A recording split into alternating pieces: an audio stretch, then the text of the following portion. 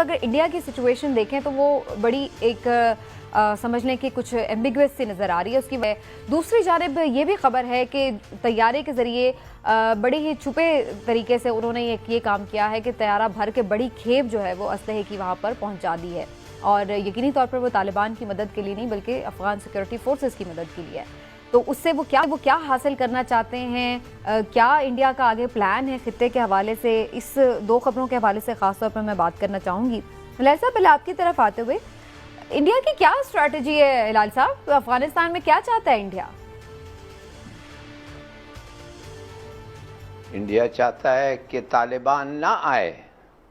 India चाहता है कि गनी के गवर्नमेंट रहे, टीटीपी रहे, दाइश रहे, हर वो ग्रुप रहे जो जो जो जो तालिबान के खिलाफ है और पाकिस्तान के खिलाफ है। ये इंडिया का ख्याल है, ये इंडिया चाहता है।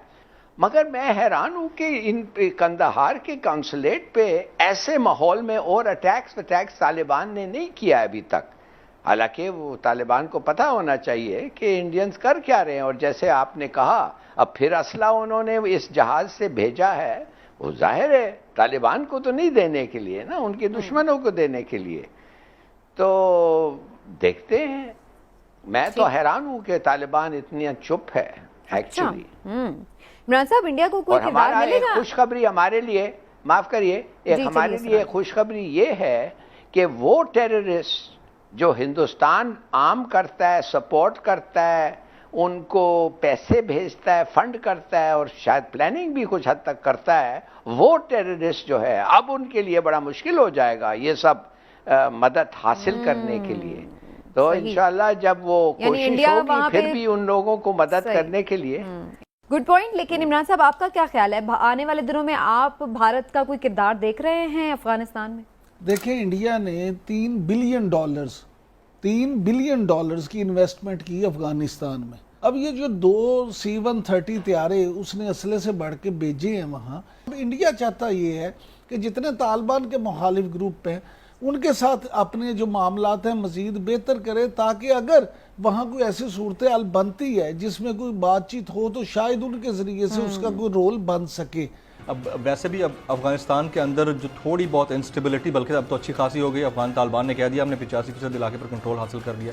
वहाँ की इंस्टेबिलिटी आपको लगता है कि इसका असर बलूचिस्तान में भी होगा? हमारे फोर्सेस के कितने लोग पिछले 1 महीने में कत्ल हो गए, शहीद हुए हैं। अच्छा, उसके बाद क्या कहते हैं, सिविलियंस कितने शहीद हुए हैं, उनके बारे में क्यों नहीं बात करते? तो जाहिर है जब ये चीज़ें हो रही हैं बलूचिस्तान में तो ये फिर वाइस वर्सा चलती रहेंगी। अफगान सरजमीन फ्रॉम द बिगिनिंग पाकिस्तान के ख़िलाफ़ हमेशा एज अ प्रॉक्सी इस्तेमाल होती रही है। रीसेंट पास्ट में भी जब जिस तरह आपने ख़ुद जिक्र किया कि जब हम वहाँ पे कैबिनेट में थे, हमें चीज़ें हमारे सामने आती थी जी, तो उसमें जो रॉ और एनडीएस का नेक्सस था अफगानिस्तान में, वहाँ पाकिस्तान के ख़िलाफ़ जो प्रॉक्सीज थी, चाहे BLA था, चाहे TTP था, चाहे BRA था, या इस तरह की और तंजीमें थी, वो सब की ट्रेनिंग आए वहाँ पे थी। उनका सेफ पैटर्नेज उनको वहाँ पे मिला होता और स्टेट पैटर्नेज मिला हुआ था, सेफ हेवन्स थे उनके। तो वो जाहिर है कि उसका असर तो पड़ना है। और फिर जो एक और इन्फ्लक्स जो नज़र आ रहा है वो एक ह्यूमन क्राइसिस नज़र आ रहा है, उससे उसका भी असर पाकिस्तान पे यकीनन बलूचिस्तान पे बिलखसूस पड़ने वाला है। यकीनन उसके लिए हुकूमती इदारों ने अपनी तैयारी की है और वो सोच विचार कर रहे होंगे कि उसको किस तरीके से बेहतर सोच विचार कर रहे हैं। अनवारुल हक काकड़ साहब, आप तो तर्जमान भी रहे बलूचिस्तान हुकूमत के और BAP के आप सीनियर रहनुमा हैं, आपसे ये पूछना बनता है कि इस वक्त जो सिचुएशन डेवलप हुई है, ख़ासतौर पर गवादर बड़ा इंपॉर्टेंट, CPAC बड़ा इंपॉर्टेंट प्रोजेक्ट बलूचिस्तान को लेकर और पूरे पाकिस्तान के लिए बड़ा इंपॉर्टेंट है, और अफ़गानिस्तान में जो इंस्टेबिलिटी है और मज़ीद आगे बढ़ने का ख़दशा है। गुज़िश्ता रोज़ DG ISPR ने प्रेस कॉन्फ्रेंस भी इसके ऊपर की कि हम गारंटियर नहीं हैं, हम उनके गारंटर नहीं हैं, हम फैसिलिटेटर हो सकते हैं। रॉ के लोग वहाँ पर हैंडलिंग करते थे और उन्होंने अब दहशत गर्दाना कार्रवाइयों में सपोर्ट किया, वहाँ के एलिमेंट्स को मिसयूज़ किया। जब सूरत हाल इतनी ख़तरनाक है, उधर इन्वेस्टमेंट डूब रही है, और अगर इधर हमने ठीक से हैंडल ना किया तो फिर हम किस तरफ खड़े होंगे सर? देखिए, मेरी बात सुने, सबसे पहले एक जो चीज इस वक्त हो रही है जी, जब ये CPAC हो रहा है, बलूचिस्तान में रास्ता बन रहा है, डेवलपमेंट के पॉसिबिलिटीज भी मौजूद हैं। आगे आप देखिए कि गवादर में जो कुछ हो रहा है, वहां पे ऑलमोस्ट एक नया शहर बस रहा है, तो ये बड़े लोग वहां पे जाके, पढ़े लिखे बलोच जाके वहां पे काम कर सकते हैं, दूसरों को भी रोजगार मिल सकता है।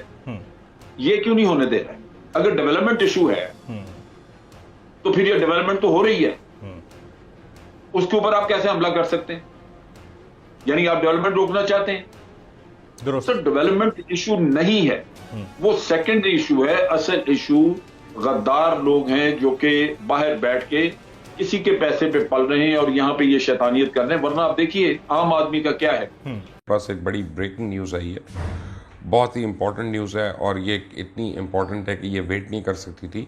भारत क्या कर रहा है कि जितने एंटी तालिबान ग्रुप्स हैं जिसमें हुकूमत और अशरफ गनी की हुकूमत और वो लोग हैं और बाकी जो इंडिपेंडेंट वॉर लॉर्ड्स हैं जो तालिबान के ख़िलाफ़ हैं, उनको असला प्रोवाइड करना शुरू कर दिया ताकि ये जंग तवील हो, तूल पकड़े और किसी तरह ख़त्म ना हो। वो जो जहाज़ आ रहे हैं जो सो कॉल्ड उनके एम्बेसडर्स को या सफारतकारों को वापस ले जाने के लिए, उनके अंदर असला आ रहा है और वो असला जो है कंदहार में भी आया है, वो असला काबुल के अंदर भी आया।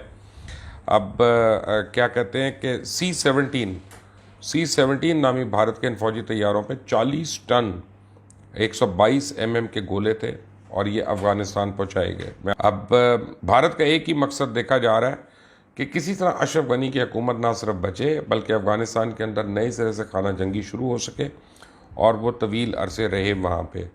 शुमाली इत्तेहाद से भी भारत जो है वो राब्ते में है और इनको शह दे रहा है कि भारत पैसा समेत असला भी फराम करेगा, यानी पैसा भी देगा, असला भी देगा, वेपन्स, एम्यूनेशन, सब कुछ।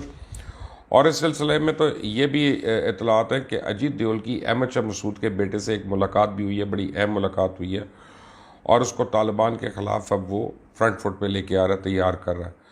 भारतीय वज़ीर ख़ारजा जो है वो खिफ़त बटाने के लिए अफ़गानिस्तान के जो हमसाया ममालिक हैं उनके दौरे कर रहे हैं और कभी जयशंकर ईरान पहुंच रहा है, कभी रशिया।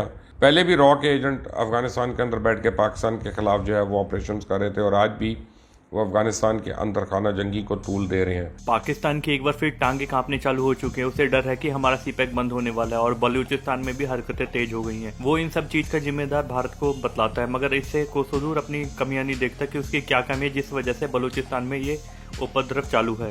पाकिस्तान ने इतने वर्षों तक बलूचिस्तान में कोई डेवलपमेंट का काम नहीं किया, उसी की वजह से वहाँ के लोग गुस्से में और पाकिस्तान के खिलाफ कार्रवाइयाँ कर रहे हैं। मगर ये सारा ब्लेम ये भारत पे डालता है, जो कि सत्य नहीं है।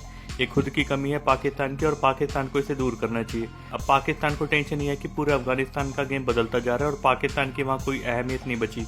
पाकिस्तान बड़ी बड़ी उम्मीदें लगाए बैठा था कि अफगानिस्तान में उसका रोल बहुत बड़ा होगा, मगर ऐसा कुछ दिखता हुआ नजर नहीं आ रहा। उसी की वजह से पाकिस्तान बौखलाहट में और 24 घंटे नए नए प्रोपेगेंडा के साथ आता है कि भारत ये कर रहा है, वो कर रहा है। मगर आगे जाके देखिए फ्रेंड, और आगे जाके देखते हैं फ्रेंड अफगानिस्तान के हालत किस करवट बदलते हैं। इससे पता चल जाएगी कि वहाँ किसकी सत्ता आने वाली है। जय हिंद दोस्तों, धन्यवाद।